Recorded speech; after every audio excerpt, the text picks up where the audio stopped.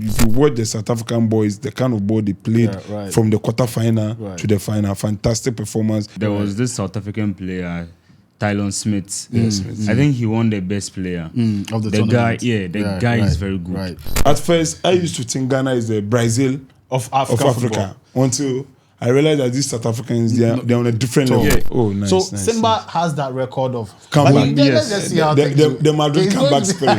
And if you look at this year's Champions League, it was like a South Africa, North Africa affair. Yeah. We had Orlando Pirates and Sundowns, and also we had Al Ahly and Pyramid, who are also from Egypt. We call it the South Africa-Egypt final. Yeah. I remember the era of Abu Trika.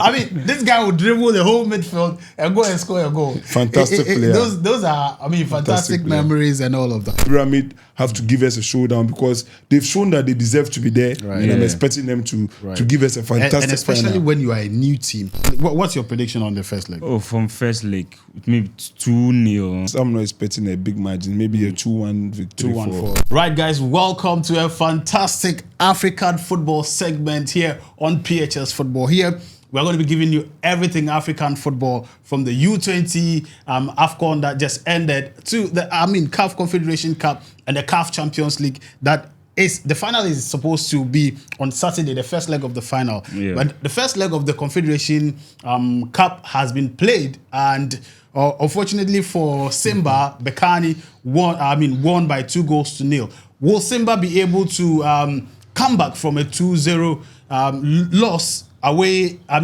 to Berkane at their home? Will they be able to come back and win the Confederation Cup? We will see how things will pan out on Sunday as well. But as usual, I have my esteemed, set of panelists, the men who are here to give you all the details, all the the stats that you want to hear right here on the show. As usual, my name is Samdan, and I have to my left the man himself, Zapata.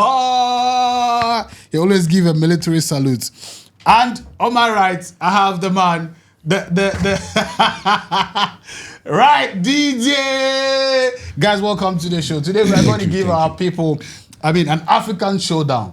Yeah. It's been a long time we've spoken about African football, and I'm particularly excited that we are doing this, today. And I think this is at the right time because we have a lot of events that are, in between each other when it comes to African football. First of all, the U20, though we've not been able to cover most of it, but generally, I think we can have a brief conversation around it. Yeah. Take us through the games from let's just say from the quarterfinals to the finals. We know the finals was played between South Africa and Morocco. South Africa winning the game and winning the competition.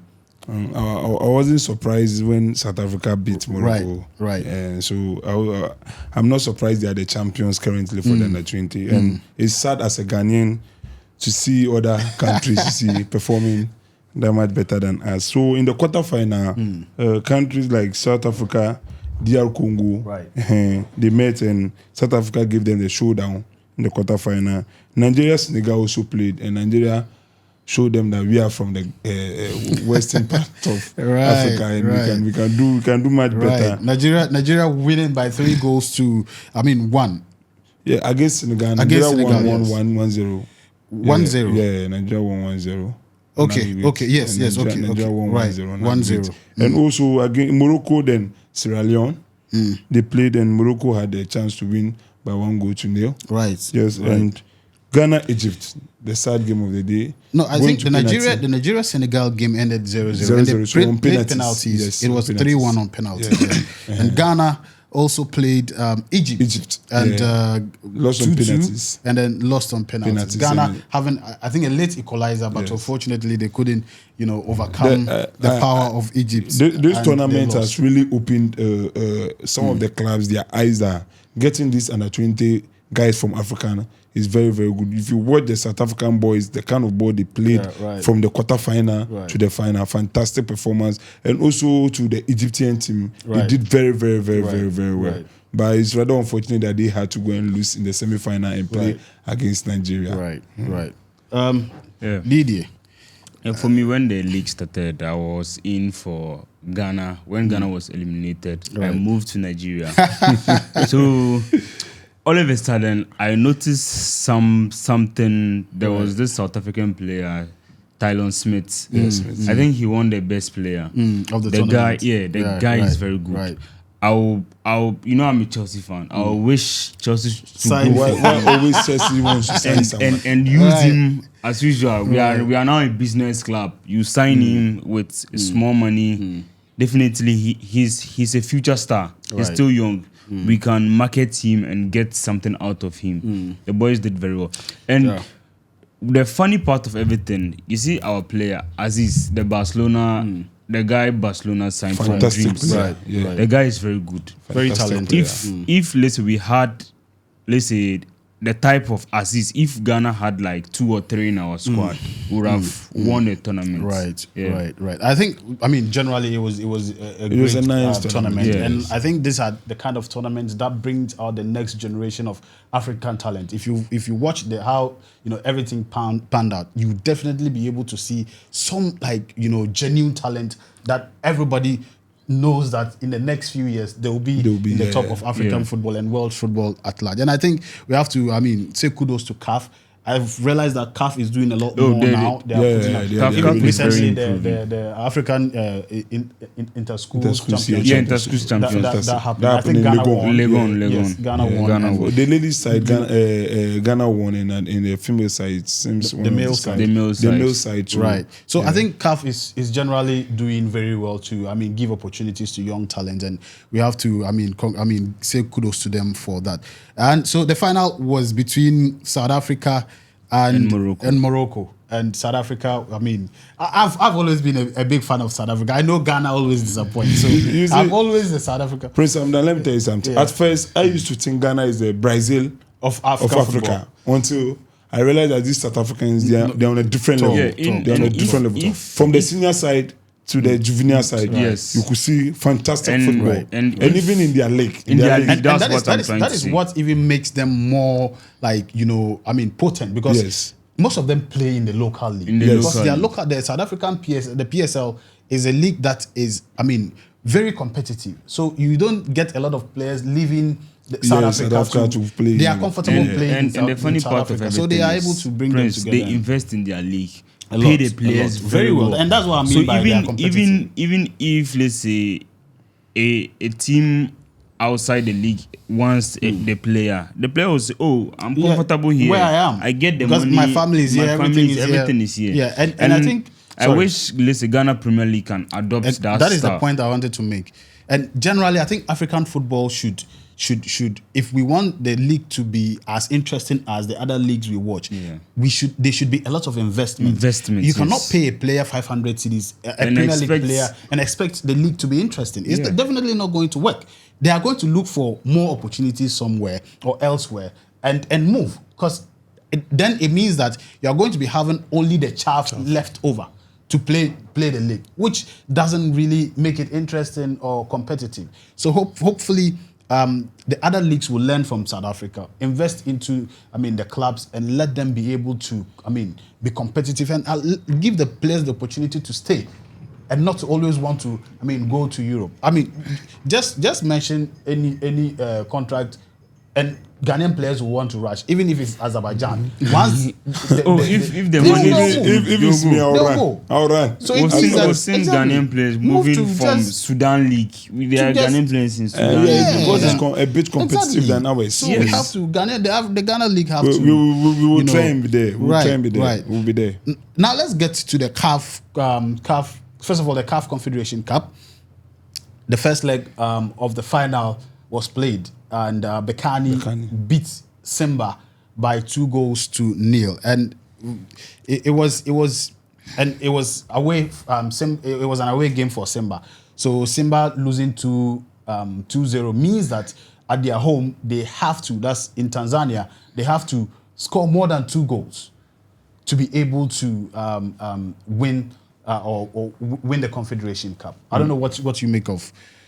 It's a sad thing for the Simba fans, because going into this game, you saw that they were ready to showcase their talents and play good football. Right. It's just as Berkane was outstanding on that very, very day. And I'm expecting Simba to also pull up a good performance at their home grounds so that the final will be something remarkable that we'll never forget. But I would say congratulations to the Berkane squad for winning the first leg. Winning the first leg and taking the 2-0 lead. I think it's a good step for a club if you are trying to. It makes you comfortable. Yes, it makes you comfortable. So it's a good step. So one thing that is always difficult to do is to beat these North Africans in their home. Very difficult. Very difficult. They will use every tactic to frustrate you. I always say these North Africans are they Europeans because the kind of ball they play, they are Europeans. Right. And for Simba, it's my prayer because Tanzania. A club from Tanzania, you see, struggling also another Tanzanian league is also another very competitive league. You see, and it seems they are second on their table. I think Young Africans are first. Another impressive, team that is doing very well. So putting in structures to make the team. I'm expecting the second league to be a fantastic game, even though. And it's on Sunday. It's just Sunday. Yeah. So we are praying for the best for Africa. Right, that's what I'm saying. It's a game to watch. Right. For I've studied something about this. We like Africans, our teams. You see, the first leg it was Berkane's home, and Berkane too has a good home record. Just Simba too has same thing, but the only difference is that let's say Berkane had 2 goals there. It will be very difficult to come back from 2 goals down. Let's say to win against Berkane. That's the only difficulty. But I think Simba can win. But to let's say to win the trophy. And the only problem is I've noticed that why is it that African League we still play home and away in the final. Because we've seen European football, let's say semi-final, quarter-final, you play home and away. The final is just one big stage in a neutral ground. I think the reason why that is done is because I think it's time to be corrected. You see, in the European competition, when the final is being played, they go to different countries and play it. But here in this case, African League, how many clubs or teams have those fans to pick their supporters from one country to the other? I don't know if you understand. To support your fans to go game, to a different ground. And we need a full house too. And the reason why I'm saying this is that the CAF Champions League, see how these people qualified. What's the name? The South African team. Sundowns. It's It's an away goal destined that aggregate that they use to qualify to the final. Rule, and it will be hurting. Let's say in your league, let's say the first league you play 0-0, then secondly you go and play 1-1, and that was exactly what happened. Yes, it's not to me it's not fair. It should be let's say let's say one match in a neutral ground. So you think they should amend the rules? Yes. Right. But with regards to Simba, let's not forget that in the quarterfinals, they actually played against Al Masr. Al Masr won them 2 goals in their home. But when they came back to Tanzania, Simba also won by 2 goals to 0. Oh, nice. So Simba has that record of comeback. Let's just see how the Madrid comeback spirit. So we are praying for Simba to win the trophy. And so they played penalties, and Simba won the penalties by 4-1 because. I mean, in that one there's no away goal because they all scored 2 goals. Home you scored me 2 in my home. I scored you 2. So it was equal. So they had to play penalties, and Simba won. So let's see how things pan out on Sunday. Right. The next one is the CAF Champions League. The overall Oboro tournament in Africa. In Africa, right, and it's between Sundowns and Pyramids. Pyramids being this is their first ever Champions League tournament they are going, but they are proving to be very stubborn and very strong regards to their fight in the Champions League. And I think the last time Sundowns was in the final was in 2016 of CAF Champions League. I don't know what you make of this particular final. I say this final is between. We call it the South Africa Egypt final. That's how South Africa, North Africa, North Africa final because when you see how this Sundowns guy plays, it's very, very, very, very amazing. You see, they have some unique way they play. Sometimes I feel they are the Man City of Africa when they're in the possession of the ball. It's very, very, very nice. Even though they went in their semi-final game, they played against El Ahly and had a goal advantage, which is this thing on aggregate. On aggregate, yes. And it's normal. Then for Champions League, that's what we used to enjoy. So it's normal for us to, and I don't expect people to complain that it's because they had goal aggregate. It's normal. We've seen it before. It's normal. It's just that I like the way they play, and it's my prayer they win the trophy because they've already won their league, and I'm expecting them to win the trophy so that it will be a good. And as I said, the record of it being hard to win away in North Africa still played out, because if you realize it was a 1-1. 0-0 away at Sundowns and 1-1. I mean, away at Al Ahly. But then, because of the away goal rule, Sundowns had to qualify. And Sundowns have already won their league, and it tells you how much they are performing. You know, the owner of Sundowns is the CAF president. He has invested a lot in the team, and they have these two very amazing players who are foreign players. We have Allende and also Ribeiro, top quality players, combining with the home-based South African players. Sundowns has been one of the most successful clubs in South Africa. They've won the Champions League having once, the best African and this is their goalkeeper. second, exactly the South African gold, right. In the person of I forgot Williams, Ronwin Williams, and Sundowns this is their second pursuit for the CAF Champions League. They've won it once. This is their second time, and I think they are one of the two South African clubs that have won Champions League. Orlando Pirates also won it in 1995, and unfortunately they couldn't get into the final again. And if you look at this year's Champions League, it was like a South Africa, North Africa affair. We had Orlando Pirates and Sundowns, and also we had Al Ahly and Pyramid, who are also from Egypt.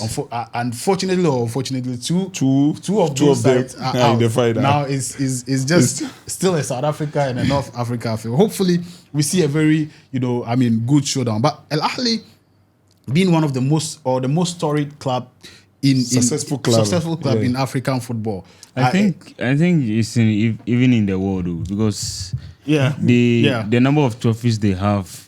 I think they've won the Champions League. No doubt. They could be, but they are clubs. They are clubs. You see, it's one of the successful clubs in the world. Right. And Sundowns had to eliminate them. I remember the era of Abu Treka. I mean, this guy would dribble the whole midfield and go and score a goal. Fantastic player. Those are, fantastic memories and all of that. But we are hoping to see a classic final. Definitely, we will be having a classic final. But then, for me, I think experience will definitely play out. That's what I'm trying to see. Being there before on several occasions, and Pyramids coming the first time. And Pyramid, they have a final match against Zamalek to play. And here the case, Sundowns, they are done with their league, and they've won the league. They have a sound mind. So meaning Pyramid has two finals. So they'll have divided minds. Do not. You see, and this is the first time they move into the African Champions League final.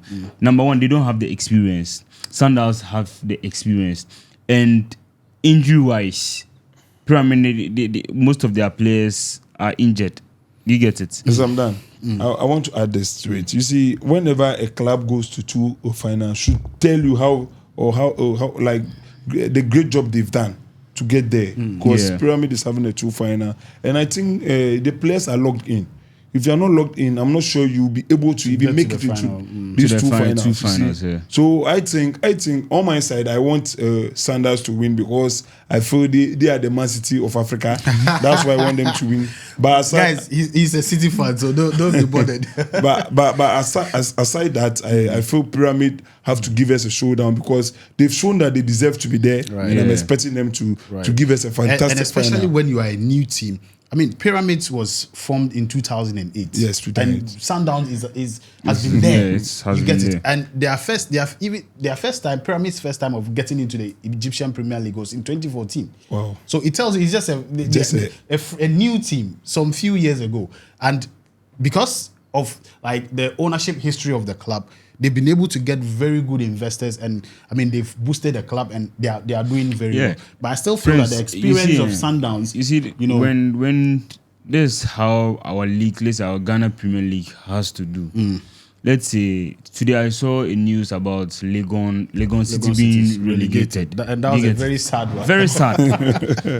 Although Legon City, it was Wow All Stars and they changed it to Legon City recently. Yes. You can't use it as an excuse that it's a new club. They are what they are. No. That doesn't matter. It's just the Premier League. It's a new club. But here the case, they're in the final of AFCON Champions League. Yes, it's and they are true. qualifying again. They are next qualifying again. Season. Yeah.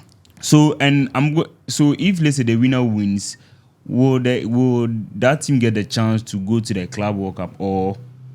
The winner of the Champions League. I'm not sure how that is done, but I think I don't know. I think the Champions League, the Club World Cup is already set. It's already set. So I don't know if maybe there's a criteria. Yeah.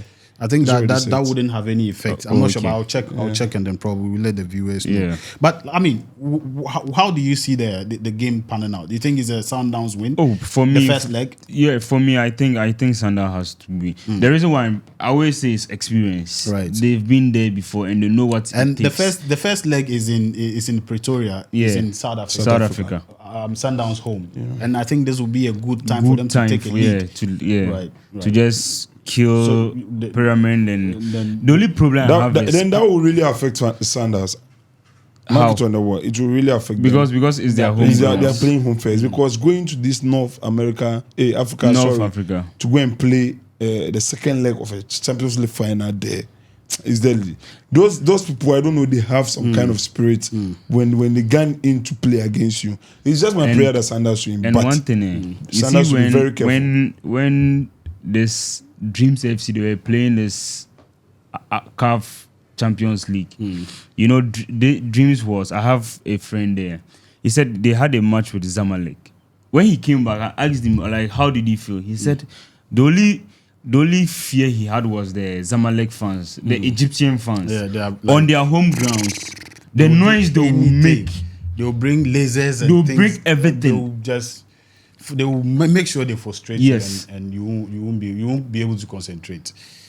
So, what's your prediction on the first leg? Oh, from first leg, maybe 2-0 for Sundowns. For Sundowns. Your prediction on the first leg? Being two good teams, I'm not expecting a big margin. Maybe a 2-1 victory 2-1 for Sundowns. I think I also see a 2-1 for Sundowns. Yeah, in this particular game. But I mean, basically, we'll see how the game is on Saturday. We see how that pans out, and we'll definitely be coming with the review of the games as well. And basically, I think that is what we have for you regards to this episode of the African Football Edition right here on PHS Football. As usual, let us know your thoughts in the comment section, your predictions as well in the comment section. Make sure you like. Exactly. As we told you, we are back with a lot more content. Now, everything inclusive. So please make sure you subscribe if you're watching for the first time. Hit the like button so that a lot more people can get to watch the video. You know how the system works now. So please do us a favor by, thumbs up the video and also put on the bell notification so that anytime we put out videos, you'll be the first to watch. As usual, I've been here with Mama DDA and myself, my name is Prince Hamdan, and with us here is the Zapata. Right, guys, thank you for watching. We'll see you in the next one. Peace. We out.